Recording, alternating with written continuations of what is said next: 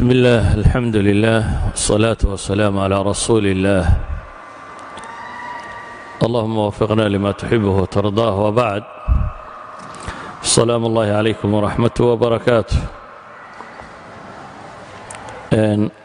كل بدرسغني كي هرو ku xidhiidhsan yahay asliyanna malawa darsi loogu talagalay dad dhalinyaro ah oo ama jaamacada ama wax la mid ah dhigtay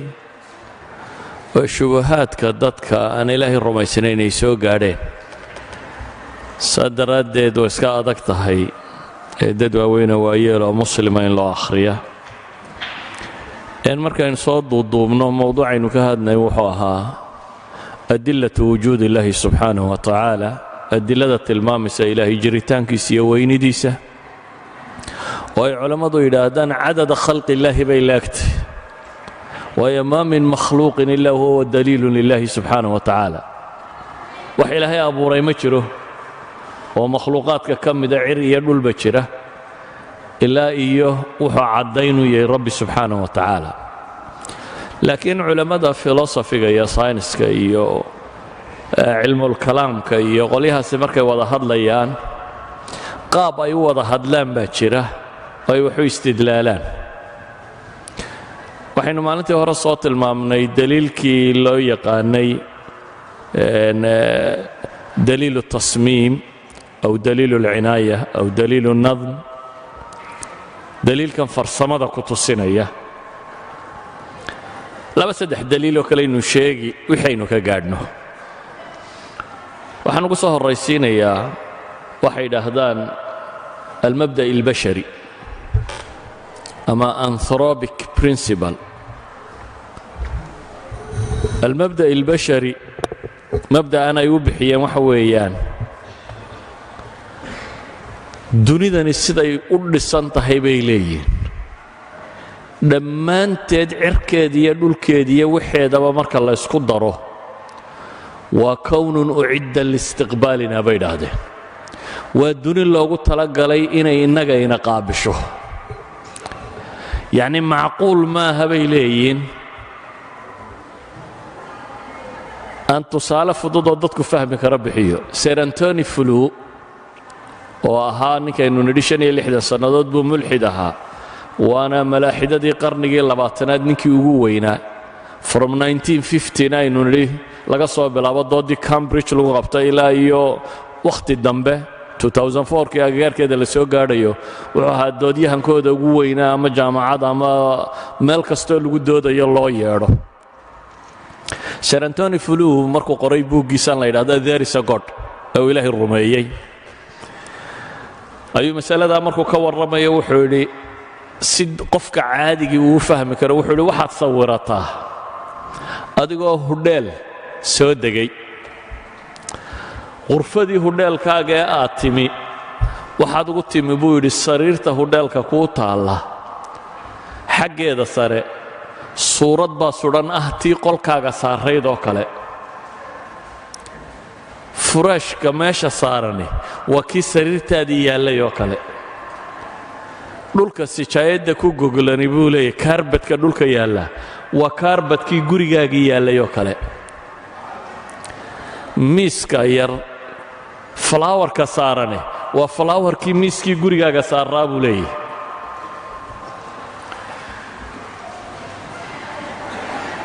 miiska caadigaa waxa saaran buu yidhi buuggaasi waa gabay waa kii aad jeclaydee gurigaagii aad kaga timid dabcadiisii ugu dambaysay oo miiska saaran baad ugu timi buu yidhi waxaa meesha saaran buu yidhi jariidad waa jariidaddii aad akhriyi jirtay markaad meeshaadii joogtay tallaagadii qolka taallay baad furtay buu leeyahy markaasaa waxaad ugu timi sharaabadii aad cabbi jirtay baa ku jira jokolaatadaad cuni jirtaa ku jirta biyaha dhaladii aad iibsan jirtay nooceedii baa ku jira telefisyoonkaad furtay buu leeyay kanaaladii aad dhegaysan jirtaa ku jirta filimadii aad daawan jirtaa saaran muusiga meesha ka socdaad maqashay waa muusigii aad jeclaydee gurigaagii aad ku dhegaysan jirtay buu leeyay xamaamkii baad gashay buu leeyay markaa WC-gii qolka ayaad gashay xamaamka waxaad ugu timi buu yidhi kalarka marsani waa kii marsanaa gurigaagii aad jeclayd waxaad ku aragtay buu yidhi shaambooga meesha saaran iyo saabuuntu waa kuwii aad isticmaali jirtay meel kastoo aad qolkan iyo intan eegta buu leeyahay wixii gurigaaga yaallaba ee yaalla waa maxay buu yidhi aragtidaad rumaynaysaa markaa ma waxaad rumaysanaysaa coincidence sudfa uun bal ilaahay amarkii qolkaagii unbaa la keenay meesha mise waxaad rumaysanaysaa buu leeyahay in cidi kaa warbixisay oo baahiyahaagoo dhan cidi ogayd oo dabeetana aad qolkan ugu timi wax allaaliya wixii aad u baahnayd buu leeyahay meesha waxa taalla buu leeyahay dunidanaynu ku nool lahay iyo qaabkay u dhisan tahay wax kasta oo nolosha bini'aadamku u baahan yahay baa taalla weliba qadarkii uga baahnaa buu leeyahay haddii kor looga qaado way fasahaadaysaa noloshu haddii hoos looga dhigo way fasahaadaysaa yaynugu sii jaangooyey marka argumentkan waxay yidhaahdaan fine tuned bay yidhaahdaan fine tuning waa dabdi daqiiq maalan raadiyowga irbadda markaynu saarayno mid yar baa jirto tashuush ka ilaaliso aad irbadda markaad meel la hesho codku kaleer noqonaya haddaad xagga u yaro qaaddo ama waad ka baxaysaa ama codkaa tashuush noqonaya haddaad xagga kale u qaaddo ama waad ka baxaysaa ama codkaa tashuush noqonaya irbaddan aynu wadnaa waa xadhig yaroo ku xidhan capacitor variable capacitor sheegaya hadba capacitaniskaad rabtaa intuu leegiya laakiin waxay yidhahdaan waa fine tuned meeshaa markaad saarto umbaad codkaa helaysaa waxay leeyihin dunida gebadeeduba meel bay saarantay jiritaankeeda iyo innaga nolosheedu isku xidhan yahay oo haddii wax kasto sida ay maanta yihiin haddii in yar laga dhaqaajiyo noloshu aanay gebagaboobayso amase aanay jiraynin walidalik baa waxay yidhaahdaan freeman dyson ninka la yidhahdaa wuxuu leeyahay mar kastoo aqoonteennu badataba waxa sii badanaysa buu leeyahay nolosheenna iyo universku siday mutataabiq siday isu waafaqsan yihiin waxaana inugu sii badanaya buu leeyahay dareenka ah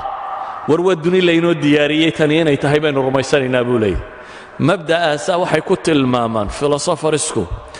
anthropic principle bay yidhahdaan the strong anthropic principle almabda' albashari alqawi mabda'a kani wuxuu sheegayaa markaa waxay yidhaahdaan waa mid kaleoo ka mida saynis yahanada wuxuu yidhi tailor made for man weeyaan buu yidhi adduunka kani markaad marada tolanayso haddaad u tagto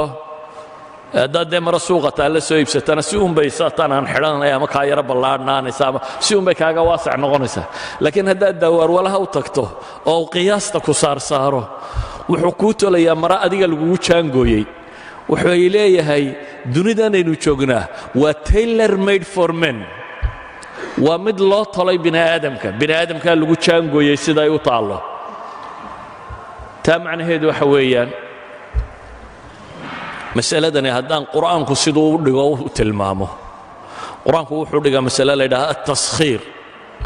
dunidan waan idiin sakhiray baa ilaahay leeyahy wax kastoo aa u baahnaydeen ayaan dhex dhigay saa daraaddeed baa ilaahay wuxuu leeyahy alam taraw anna allaha sakhara lakum ma fi الsamaawaati wama fi اlard وأسبغ عليكم نعمه ظاهرة وباطنة ومن الناس من يجادل في الله بغير علم ولا هدى ولا كتاب منير في سورة اللقمان إلهي وحلي ورميدان أركين سيدان إذنكو سخري إذنكو سهلي إذنكو هبيي ما في السماوات وما في الأرض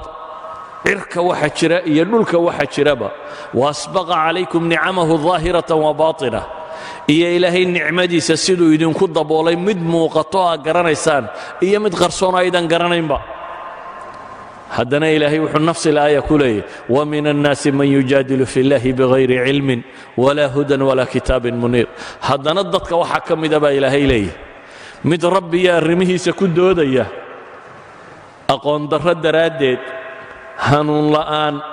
iyo kitaab la'aan daraaddeed u doodaya baa ilaahay leeyahy yacni kuwa ilaahay arrimihiisa ku doodaya laa cilmaan agtooda oolin walaa hanuun baan oolin walaa kitaab muniira baan oolin aayaadka mar baan idiin akhriyi doonaa laakiin markaynu masaladan tilmaamayno waxa ay tilmaamayaan oo sheegayaan dunidu sida ay u taallo wax kastoo ka mida oo wax laga beddelaa waxay sheegaysaa inaanay noloshu jiri lahaynba mararka qaarkoodna waxay sheegaysaa inay in yar ku baabi'i lahayd walidaalika baa qolada physicsku waxay tilmaamaan cosmic constants waxay ku tilmaamaan in physics waxa laaliya waxa constant numberska la isticmaalo haddii mid ka mida uu isbeddel ku dhacbay leeyahay noloshu ma jirteen sida awgeed baa waxa ay tilmaamayaan maalan mid ka mid ah oo weliba mulxida baa wuxuu qoray sir rice odayga la yidhaahdo ayaa wuxuu qoray buug la yidhaahdo the six numbers 6 number oo mid waliba gaarkii yahay oo mid walba haddii slight change uu ku dhaco aan dunidu jiri lahayn waa 6 ka mida constantskaasi culimmada qaarkood waxay gaadhsiinayaan dhowr iyo 20 constant hadda ragga badh waxay gaadhsiinayaan 100 constant wax ku dhodhow aan wax ka tilmaamo markaasaa la fahmi karaa maalan waxay leeyihiin dunidu maanta theoryga rumaysan yihiin waxa weeyaan inay qarax ku dhalatay big bang waxay leeyihiin davis oo kale ama stephen hawking oo kale labaduba inay mulxidiin yihiin bay u badan tahay haddana dee markay masaa'ilka kan timaado marmar baa warku kaa baxsanayaad iska qiranaysaa waxa uu leeyahay difference of expansion dunidu way qarax markuu dhacay way fidaysay fidistaasi bay leeyihiin speedka ay ku socoto fidistaasi xawaaraheedu haddii ay isbeddesho 10 to power of 18 of a second 10 to power of an 18 of a second waa imisa waa second loo qaybiyey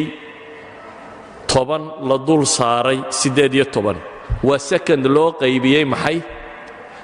10 18 0 la dhinac dhigay hadda waa 1 second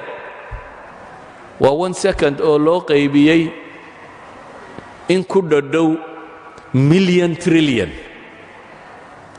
milyanku waa 6 0 trillion-kuna waa 12 0 intaasaa 18 0ya hal second oo loo qaybiyey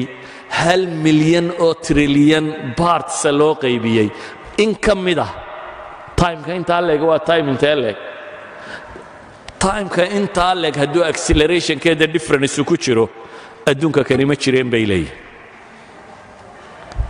oo waa maxay hadduu ka badan yahay bay leeyihin dispersing baa ku dhici lahaa dunidu beri horay baabi'i lahayd baaba ay gaadhi lahayd hadduu ka yar yahayna gravitational forceka ka badan lahaayo contraction waxaa jira waxay yidhaahdaan alinsixaaq alcadiim iyo alinfiraad alcadiim soo duuduubanka dambe waxay rumaysay in dunidu mar dambe la duuduubi doono ilaahayna qur-aanka wuxuu ku tilmaamayaa yowma natwi samaa'a ka tayi sijilli lilkutub soo duuduubankaa hore u dhici lahaa bay leeyihiin marka muxuu leeyahay paul davis wuxuu leeyahay tani waxa ay sheegaysaa fine tuned inay tahay speedkan in lagu qiyaaso 1 divided by 10 over 18 of a second accelerationku hadduu isbeddelo xawaaruhu intaa in leeg hadduu isbeddelo inaan duniyo jiri lahayn qiyaasta caynkaasa cidda samaysay buu leeyahay waa cid caqli badan oo wax badan ka fakaraysay waa intelligence baa ka dambeeya buu tilmaamaya waxay yidhaahdaan qaraxaas densitigiisu cufnaanta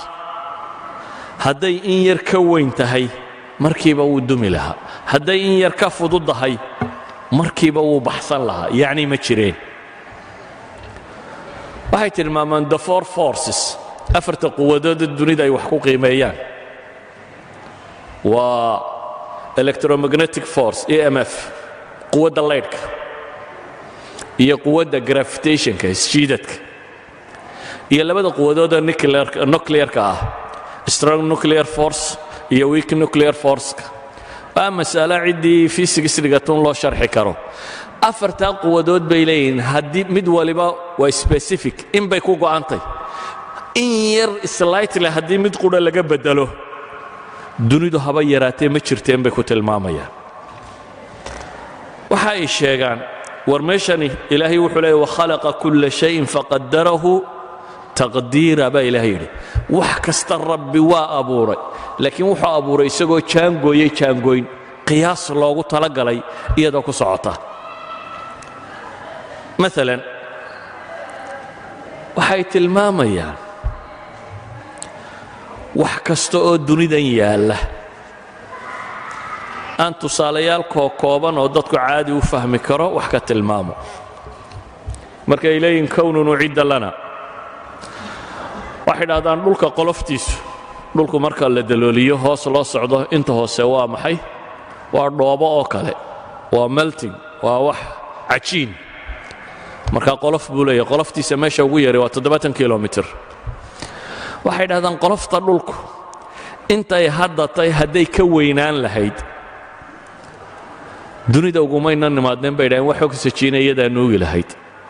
wax carbon dioxide-ana looguma yimaadeen that means noola kuma noolaadeen hadday in yar ka yar tahayna waa cagsiga maalan waxay leeyihiin atmosferka hawadan cufnaan bay leedahay culays bay hawadu leedahay haddii culayskeedu intaa ka fududaado densitygeedu culayskeedu hadduu intaa ka fududiyay hawada way kor bay u bixi lahayd hadday kor u baxdana waxba inagamay celiseen iminka xidigaha dhaca iyo waxaynu aragno nayaazigta iyo shuhubka iyo waxaynu aragno dhan asteroidskaasi xidig baa dhacday Soomaalidu tiraahdaa laakiin inama soo gaadho wuxuba dhulkay ku soo dhici lahayn bay leeyihiin that means noolele kama jirteen waxay tilmaamayaan oxygenka dunida maanta waa 21% hadduu in yar ka badan yahay bay yidhaahdaan every 1% oxygenku uu bataa bay leeyihiin 70% buu kordhinaya inay dunidu gubato macnaheedu waxa weeyaan oxygenku hadduu 22 ahaan lahaa 21 ka yahay hilaac kastoo dunida ka dhaca way guban lahayd hilaacu markuu billig yidhaahdo kayntoo dhan baa ololi lahayd wax jiraa ma jireen magaalooyinkaa ololi lahaa waxay leeyihiin cadceeddu intay inoo jirto distanceka inoo jirto hadday ka fog tahay waynu engegi lahayn hadday ka dhowdahay waa la guban lahaa dayaxu inta uu jiro hadduu ka dhow yahay badda caarigeeda mawjadaheedu labada goorba wuu ina qarqin lahaa marna xagga kale uga bixi lahayd marna waa ka guuri lahayd hadday ka durugsan tahayna waa kadalik dhulka wareegiisu bay leeyihin intuu yahay hadduu ka dheerayn lahaa iyo hadduu ka gaabin lahaa labadaba nololi ma jirteen hadduu ka gaabin lahaa macnaheedu waxa weeyaan habeenkaa dheeraan lahaa iyo maalintaa dheeraan lahaa sida planetiska kale marna waynu guban lahayn cadceedda tirada badan leyna haysa marna qabow baynu u dhiman lahayn qabowga tirada badan leyna haya dhulku dayax maadaama uu magnetic fieldkiisu hayo tilted weeyaan 23 degree 27 wuu yara qalloocaa bay leeyihin dhulku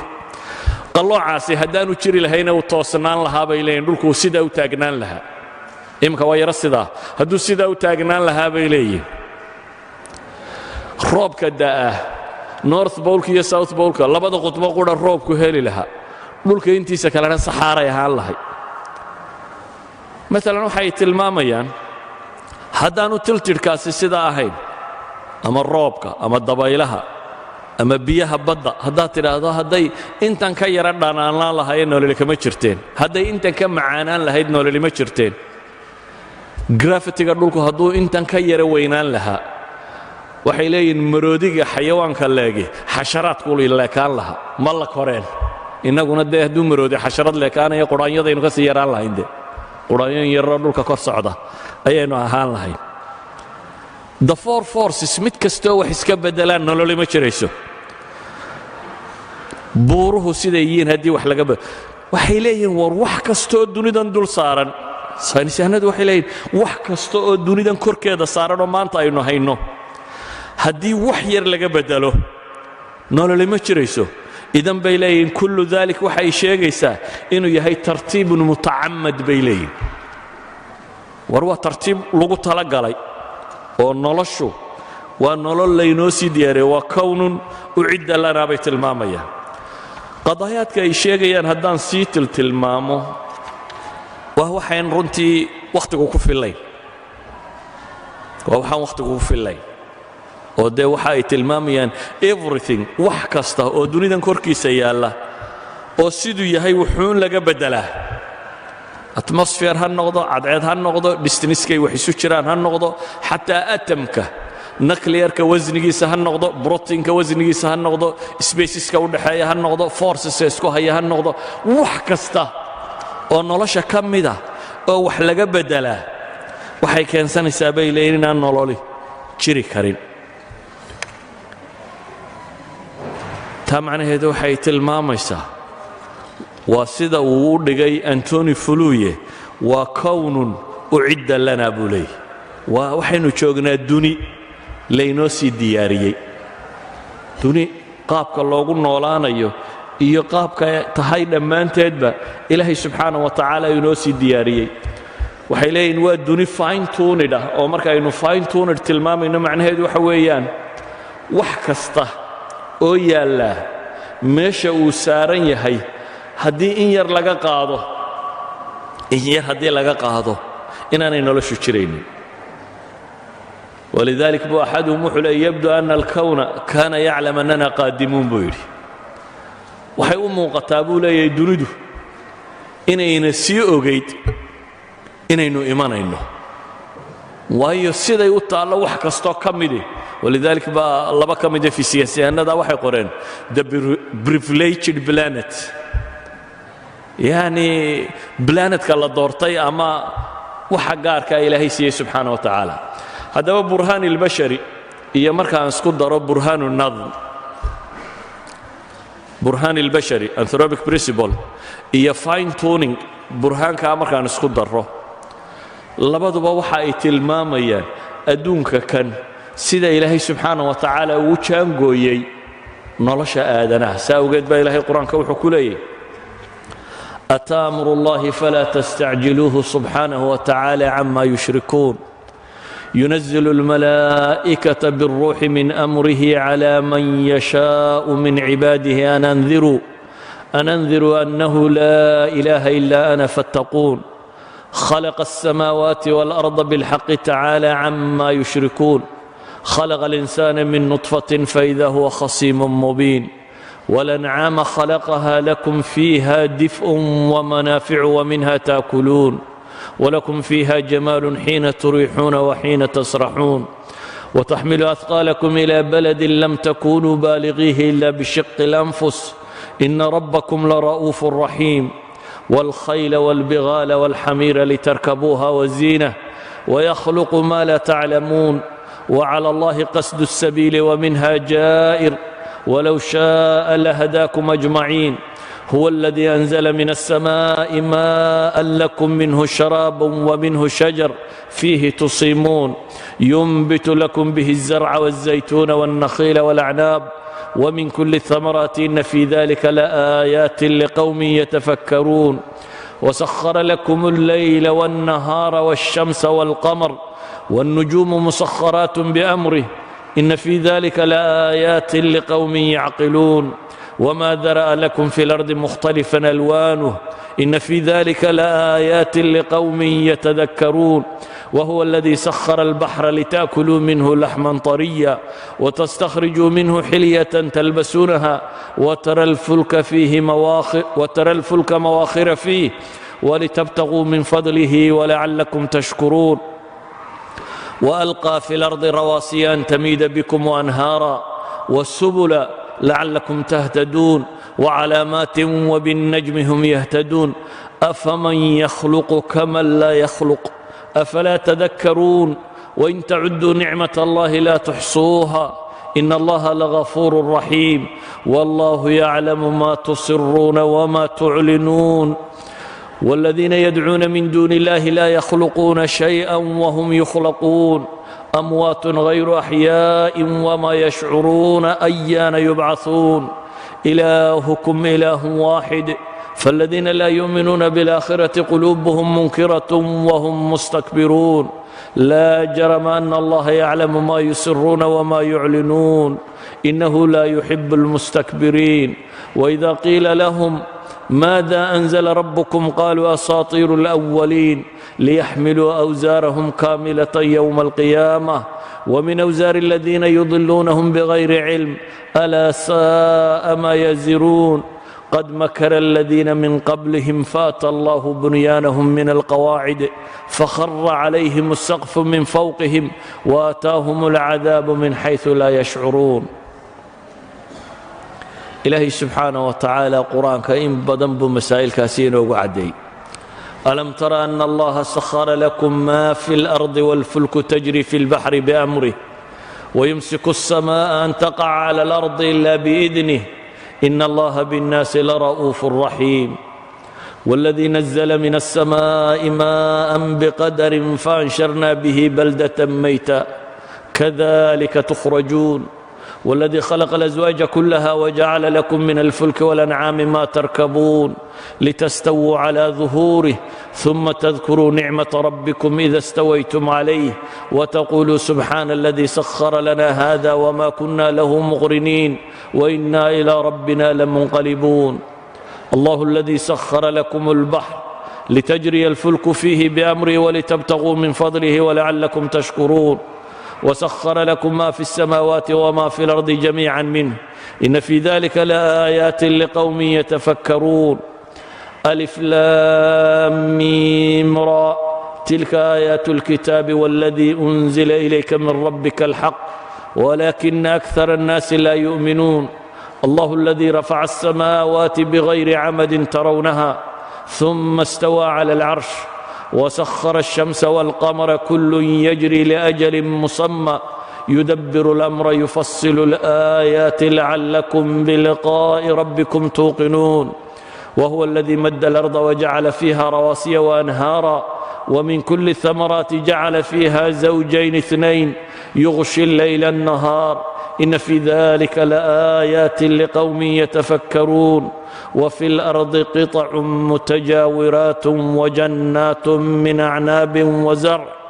ونخيل صنوان وغير صنوان يسقى بماء واحد ونفضل بعضها على بعض في الأكل إن في ذلك لآيات لقوم يعقلون.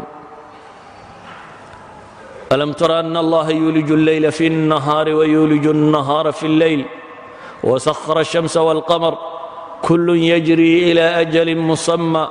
وأن الله بما تعملون خبير. ذلك بأن الله هو الحق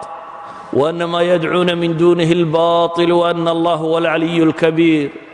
ألم تر أن الفلك تجري في البحر بنعمة الله ليريكم من آياته إن في ذلك لآيات لكل صبار شكور. وإذا غشيهم موج كالظلل دعوا الله مخلصين له الدين فلما نجاهم إلى البر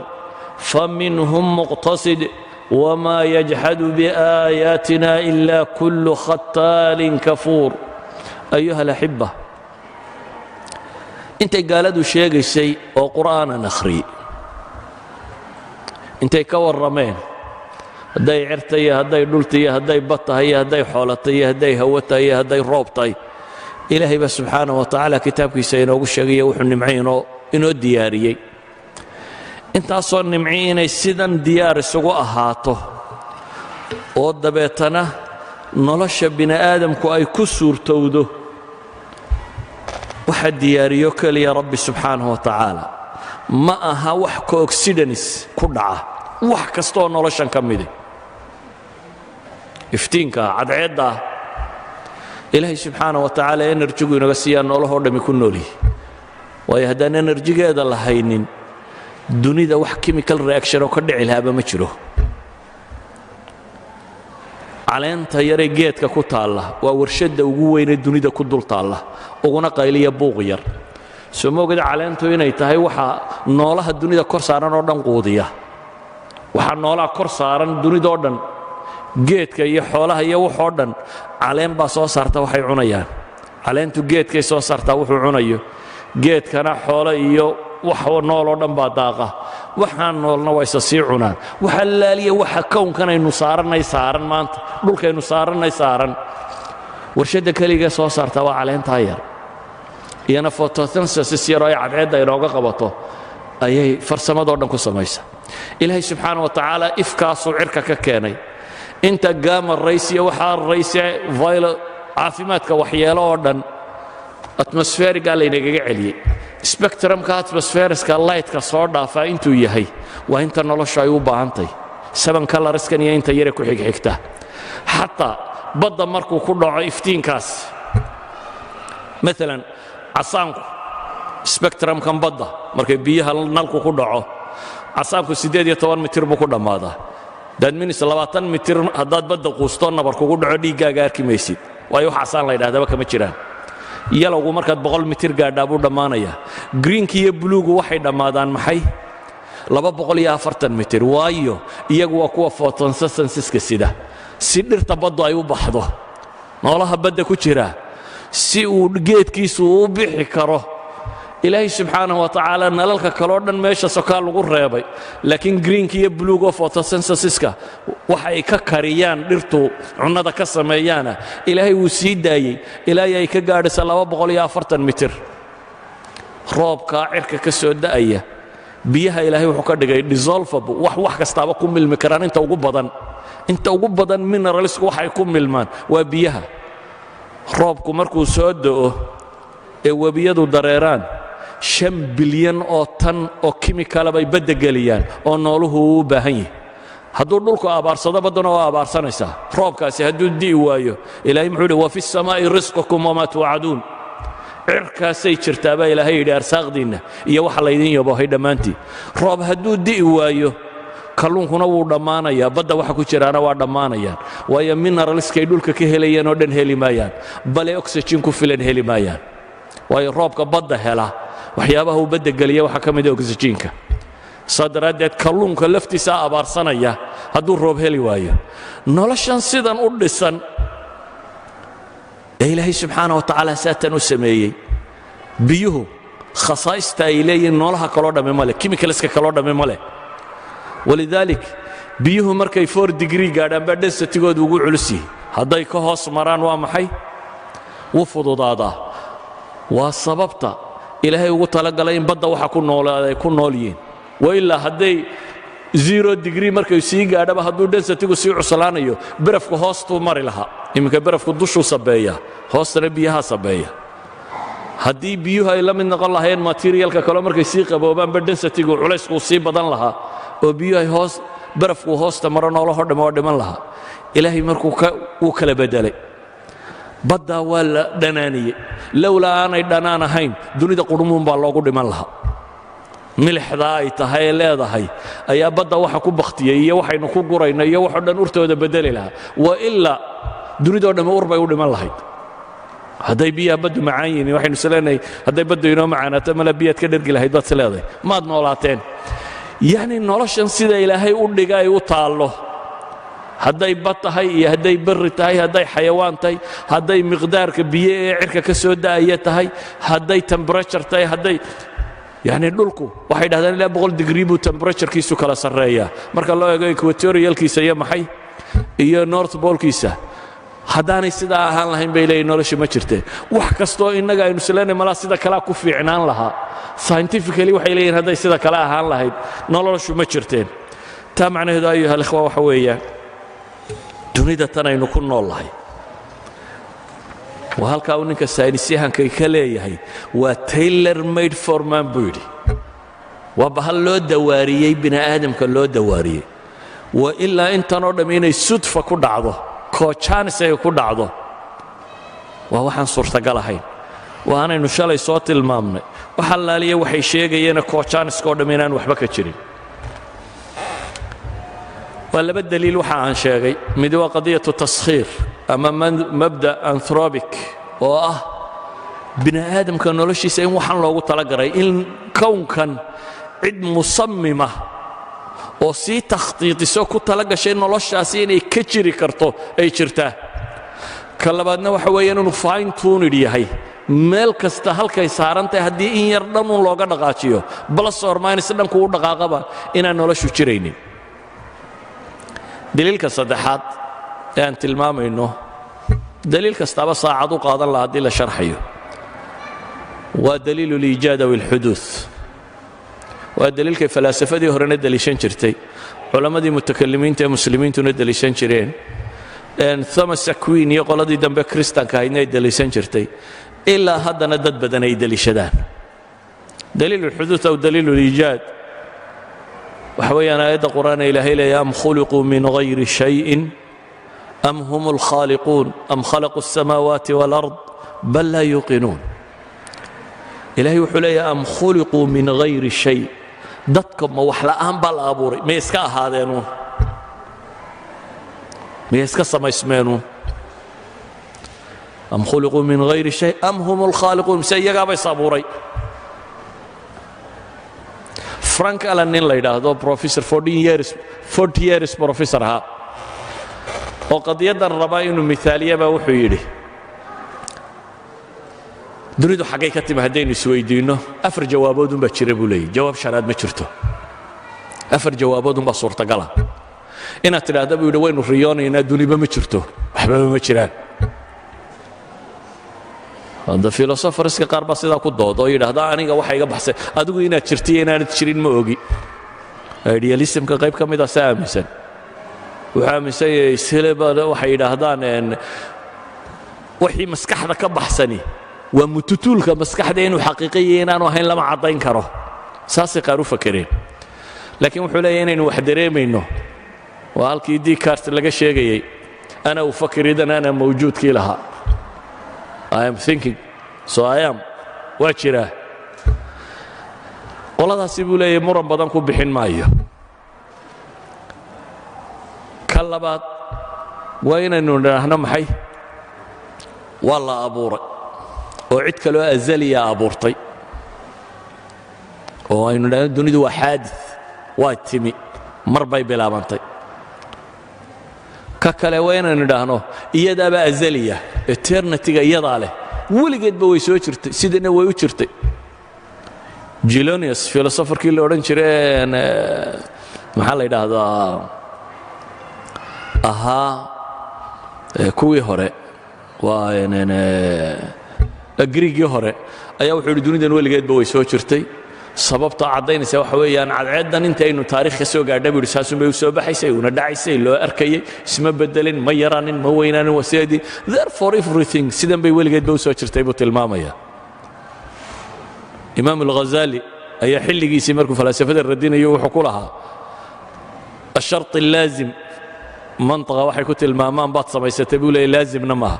shaygu markuu baabaayo inuu dhubuul inuu soo bakhtiya ma sharti ba soo markuu ma wada bakhti karo sharti maaha waa sharti yani fi ilm al-mantiq غير لازمه ina tiraahdo wax kasto baabaaya waa inuu soo dhintaa markuu wada dhiman karaa qofku waanu bukoon karaa muddo uu dhiman karaa marin qura naftu second bay kaaga bixi kartaa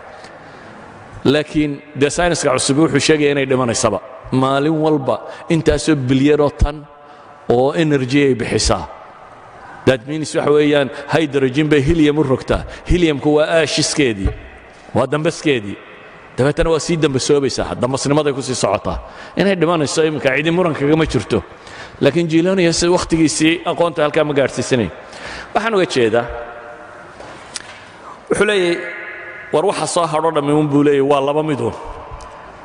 azalinimada cid aynu siinayno ma dunida azal ah oo weligeed jirtay eternity mise inaynu idhaahno iyadu ma noqon kartee ilaahay eternity ilaah azaliya abuuray haddii aynu burin karna buu leeyahay dunidu inaanay weligeed soo jirin aynu burinno alternative kalaba ma soo hadhan inaynu idhaahno ilaah baa abuuray mooyaane waagii hore materialistkii hore ama marxismka iyo materialismka cidii aaminsanayd oo dhan waxay rumaysnayd dunidu inay weligeed soo jirtay laakiin sayniska cusub uu beeniyay waxay maanta rumaysayeen inay cimri go'an baleed in laba xisaabin karo markay soo bilaabantay waa mas'alo taariikhda physics-ka marka laga darsayo dheer inaynu ka warannaa Albert Einstein 1915 markii uu soo saaray qaacidadiisa ku saabsanayd general relativity-ga dunidu waxay rumaysnayd markaa inay steeds ka tahay saasaanay ku doodi jireen dabeetana wiil yar oo 22 jir ah oo Russian ah jaamacadaha raashinka jooga baa xisaabiyey deetana wuxuu yidhi calculationkaagaasi hadduu sax yahay dunidu ama way yaraanaysaa ama way badanaysaa ama way faafaysaa ama way soo yaraanaysaa albert einstein wuu diiday haddana george lamartin nin la odhan jiro belgium ahaa wadaad fiisiisyahan ahaa ayaa dib u xisaabiyey wuxuu yidhi dunidu way ballaadhanaysaa weliba fikradda haddana albert einstein wuu diiday hubble ninkii la odhan jiray edwin hubble waa fiisiisyahan astrophysics maraykana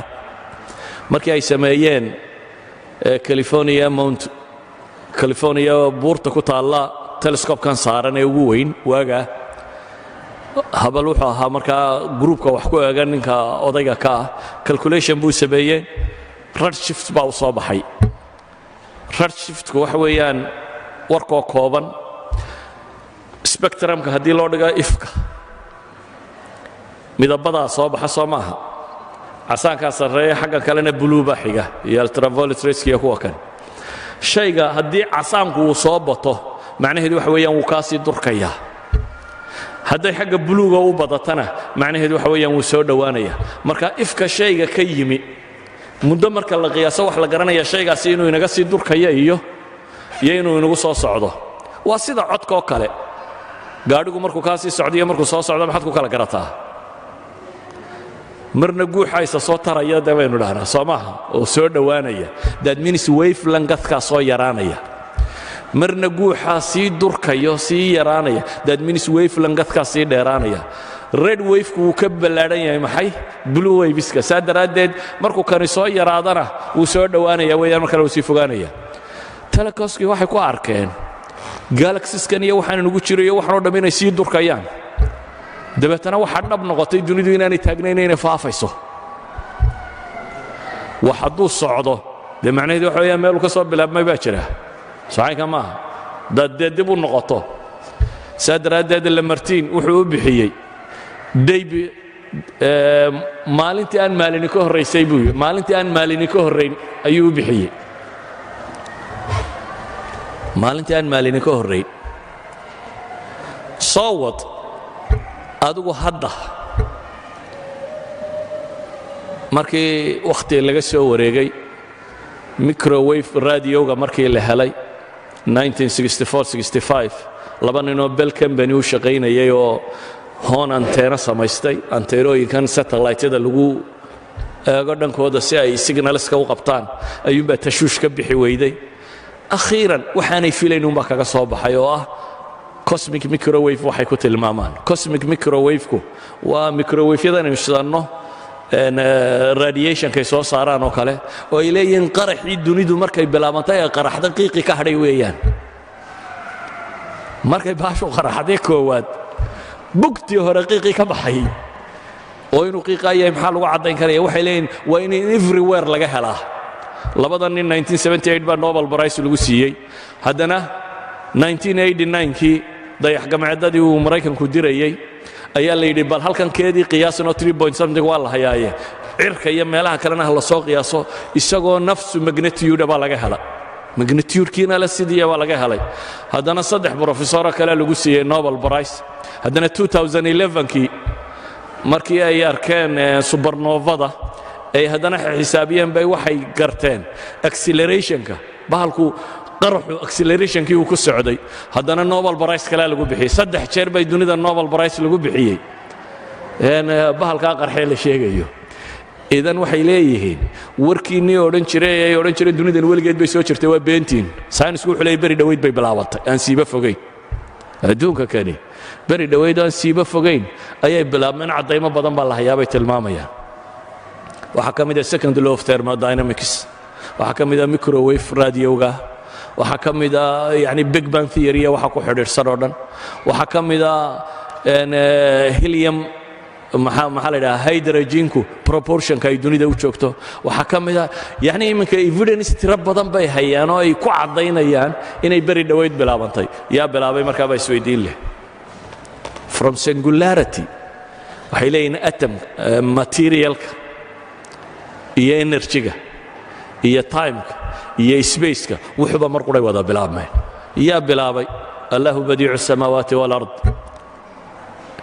waxaa jiray wakhti baa ilaahay leeyay kaanataa ratqan fafataqnaahuma maray bahashuba kuus yar ahayd waanu kala dillaacinay baa ilaahay leeyay subxaana wa tacaala walidalik baa ninkan la yidhaahdo krieg PhD-diisii wuxuu ku qaatay waxay u bixiyeen kalaam cosmic argument kalaamka ma garanaysaan waa cilmulkalaamkii muslimiinta masaladan daliisan jiray dabeetana intuu eraygii soo qaatay ayuu wuxuu u bixiyey kalaam cosmic argument maxaa la yidhahdaa Birmingham University buu PhD-giisa kaga qaatay isagoo qaacidadan yar oo uu leeyahay imaam al-Ghazali baan ka soo qaatay imaam al-Ghazali fi kitabihi al-maqasid uu ka soo qaatay buu PhD ku diyaariyey qaacidadu waa intaanu two premises iyo natiijo premiseska koowaad waa every cause waa qanuunu sababiyya wax kastoo xaadito kastoo dhacdo mar bilaabantaa sabab bay leedahay xaadito kastoo waxbaa iska dhacay miyaad aqbalaysaa maya caqliga bini aadamku sidaaba uma samaysna bay leeyihin waa waxay ku tilmaamaan maxay axiomisku waxa weeyaan waa qaanuunka uu ku salaysan yahay philosophiga iyo science-kuba axiomisku waxa weeyaan wax kastoo dhacayn sabab loo raadiyo haddii aad rumaysato wuxuu inuu iska dhacay dee sabab uma baahnid dadminiskankuba fawduu noqon lahaa biyaha marna laydh isu bedeli lahaa marna waxaan bacaynka wax waliba dee iska dhici kari lahay laakiin wuxuu wax la darsi kara iyo cilmi inuu noqdaa waa inuu reasoninka aqbali karaa premiseskaas bay leeyihin bini aadamka o dhan baa isku waafaqsan duniduna mar bay bilaabantay waa premiseska labaad kaana waxay leeyihin sayniska iminka caddeeyey muran uma baahna qoladii murmi jirtay meesha way ka baxday Fred Hall nin la yidhaahdo mulxid ahaa ayaa wuxuu isku dayay inuu keeno theory la yidhaahdo steady state theory sida saliska bini aadamku ay u samaysmaan dunidu weligeedba way iska jirtee marka wax cusub baa samaysmo caynkana isna theorygiisii wuu socon waayey multiverse theory bay isku dayeen wuu socon waayey all the other theories lama hayo theory quraal haya waxa weeyaan waa big bang inay bahashani mar qaraxday su-aashii wax weeye ayaa qarxiyey yaa sameeyey xagay ka timi ilaahay baa wuxuu ina leeyahay am khuliquu min hayri shayin am hum alkhaaliquun am khuliquu ma waxaa la abuuray min hayri shay wax la'aan miyaa la abuuray am hum alkhaaliquun mise iyagaa ah baa ilaahay leeyahy subxaana wa tacaala kuwa wax abuuray labadaa midna ma jirto haddaanay midna jirin waa maxay khaaliq inay leedahay baa soo hadhay iyana waa daliil falsafiya in la sharxaa wakhti badan u baahan ictiraadaadkiisa in laga jawaabo wakhti badan u baahan qadaayadkiisa scientific proofka ay dhinac wadaan wakhti u baahan laakiin waxaan ku talagalnay uun duuduub ahaan inaan tilmaamno marka hadda waxaynu tilmaamnay saddex daliiloo adilladay sheegaana midi waa inay dunidu fine tuned tahay inay meel saaran tahay oo 1 divided by 10 to power of 18 of a second in leeg hadday wax isbeddelaan inaanay jiri lahayn wax kasta oo la qiimeeyaana siday hadda yihiin haddii wax yar laga beddelo inay kharribmayso kaasi waxa uu sheegayaa bay leeyihin qorshe inay dunidan ka dambaysay ilaah muriida oo doortay meel waliba inay sida noqoto biduuni iraada ma dhacdeen caliima oo og hadday sida kale u dhacda inay xumaanayso xakiima oo halka ugu quman u doortay qadiira oo awoodi kara inuu doorashada yeelan karo ilaaha sifaadkaa leh soo ma maqashaan culamaa ilkalaam oo ka warrama asifaat sabca sifooyinka toddobada ay sheegayaan waxa weeyaan waa kuwa mentally qofku isagoo aan sharciba eegin inuu kownkan ka fahmi karayo ilaaha sameeyey inuu kuwaa ku sifoobo inuu caliimiyey inuu qadiiriyey inuu xakiimiyey inuu muriidiyey yani sifooyinkaasi waxay leeyihiin logica caadiga bini aadamkaa tilmaamaya saa awgeed waxaynu leenahay fine tuned bay dunidu tahay maantana aqoon-yahanku intooda badana waa tilmaamayaan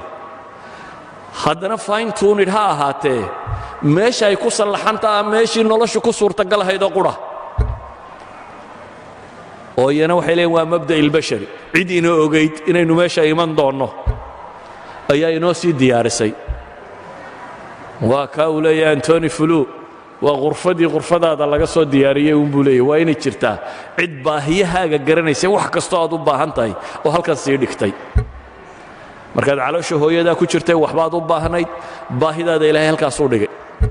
markaad ka soo baxdo waxbaad u baahnayd halkuu keenay caloosha hooyadaa markaad ku jirtay ilkamaad lahayn waayo umaad baahnayn markaad si dabadda timi ilkaad u baahatay waa laguu soo bixiyey saxiixa maaha caloosha hooyadaa markaad ku jirtay waxba maad arkaynin aragumaad baahnayn markaad dabadda dhalatay maalma joogtay baa indhaa lagu dilaaciyay waxbaad arag ilaahay wax kasta markaad u baahnayd buu sallaxay wax kasta markeedaa loogu talagalay idan cid baahideenna og baa sii qorshaysay isna waa mabda'a labaad oo la daliishado mabda'a saddexaad aynu tilmaamnay waxa weeyaan waa mabda'u liijaadi waalkhalq yaa abuuray kownkani weligii buu soo jiray way beenowday waxa dhaba inuu mar bilaabmay yaa bilaabay waa inuu jiraa ilaah caalimo oo qadiir oo awood badanoo waxa kan bilaabay wa huwa allahu alqadiir ilaahay baa jaangooyo sida tan u dhisay idan mas'alada tani waa mas'alo aad u fudud marka ay joogto dee adduunka waxa ku noolinaa inay rumaysan yihin bay u badan yihin weligeedba minority group yar bay ahaayeen malaaxidadu fii ayi baab bay minority ku yihin xataa dadka barh baa u haysta malaa'imka jaamacadaha dunida iyo waxa ka saynisyahanada jooga maya saynisyahanada jooga waxay u badan yihiin mabda' iluluhiya ma rumaysna laakiin mabda' irububiya bay rumaysan yihiin si kale haddaan u tilmaamo diintii dalkooda taallay way ka shakiyeen oo christianity ah asbaaba inay shakiyaan keensadayna taariikhday soo martay ama ha ahaato qaladaad ay kitaabka ka heleen ama ha noqoto kitaabka iyo taariikhdiisoo madmadow badani galay markii la baadhay ama ha ahaato wadaadadii kitaabka haystay oo dadka nafta isugu keenay oo ku amarku taagleeyey oo dee waayada qaarkood ninkii waxay iyagu sheegaan bay saynis ka dhigayeen intay griigii hore ka soo naqliyeen bay yidhahdeen saasay diintu qabtaa ninkii waxaan ahayn sheega waa hartaqadu waxa weeyaan waa bidcoolaana waa in la dilaa weliba xukumkiisu waxaa dil aan dhiiggiisu dhulka u dhicin waa in la gubaa weeyaan xataa meelaha qaarkood carruurta bidcooluhu dhalo waxaa la odhan jiray qatluraxma iyaga dilka naxariista leh ka yar inta biyo lagu ridaabaa lagu bakhtiinaya marka isaga waa loo naxariistay in biyo lagu dilay aabbihii baa dembiile ah waa maxaakimu taftiish waxay xukumi jireen kaatoligu waxay dadka ku xukumeen weeyaan dabeetana dee nin arkaya xidig wareegaysoo la leeyahay ma wareegaysa haddaad tidhaahdo way wareegaysaa waa lagu dilaya wuxuu leeyahy diintaad haysata waxba kama jiraan laakiin akaruhum waxay rumaysan yihiin diisamku waa maxay waa arububiya diisamku waxa weeyaan supernatural inuu jiro war dunidani ilaah la'aan ma jiri karto cid samaysay baa jirta laakiin wadaadadani diintay sheegayaan sax maaha bay leeyihin akaruhum baabkaasay taagan yihiin maxay hore ugu socon waayeen innagaa habsaannay innagay ahayd inaynu keenno maxay diinta sax ee fajwadan buuxinaysay ee aan ka hor imanaynin saynisku xaqaa'iqdu gaadhana aan diidaynin waayo galileo dooddiisii waxaa ka mida markii maxkamadda la taagayey ilaahay kitaabkiisu buu yidhi iyo ilaahay kownkiisu afcaashiisu marnaba in isburiyaan suurtagal maaha socaynkaa maaha imaa kitaabkuunbaa wax ka qaldayin oo aan kii saxa ahayn imaa fahamkaynu kownka fahamnay unbaa wax qaldayin laakiin inaynu idhaahno dunidana ilaahay baa abuuray kitaabkanna ilaahay baa soo dejiyey haddana isku wax sheegi maayaan waa waxaan dhici karin ilaahay markuu hadlayay miyaan wax ogayn wixii uu abuuray waxaan ahayn buu ku hadlay macquul maaha saa daraaddeed iyaga mashkiladda qabsatay waxa weeyaan kitaabkoodii iyo kownkii baa isu waafiqi waayey saa daraaddeed baa diindarro badan ku riday kitaabkoodii iyobaa isu waafiqi waayey maxay iyo kownkii laakiin innaga waxaan leenahay masale kastoo xaqiiqa cilmiya ah hadda maaha theory xaqaa'iq cilmiya waxna waa theories iyo hypothesis waxna waa xaqaa'iq mas'ala xaqiiqa cilmiya oo kitaab iyo sunno ka soo horjeedaa ma jirto sidaa awgeed buu ibnu taymiya kitaabkiisii weynaaye 11 majalladoodaha wuxuu u qoray wixii la odhan jiray maxay dar'u tacaarud alcaqli waalcilmi miyuu ahaa in uu ka hortegaya inay isburiyaan caqliga iyo cilmiga xagga rabbi ka yimi marka waxaynu leenahay mashkiladda dunida taagani waa idinka iyo aniga iyo inta muslimka inaga dambaysa waayo innagaa waxaynu dadka gaadhsiin kari weynay sidii kownka iyo ilaahay kalaamkiisu ay isu waafaqayeen ay dadku uga bixi lahaayeen diinla'aanta iyo eetiisamka waxa keenay markaa inay ka cararaan diin ay u arkayeen inay qaldaneed wallahu aclam billahi tawfiiq جزاه الله خير الجزاء إلهي سبحانه وتعالى ميسانك حسنات كوسارو شيخ مصطفى حاج إسماعيل هارون iyo muxaadaradii qeymka ahayd ee ku saabsanayd dadka dafirsan Ilaahay subhanahu wa ta'ala jiritaankiisa in sha Allah ta'ala waxa inoogu xigi doonta muxaadaradii Sheekh Axmed Daahir Aweys waana inoo fadhiya sheekhi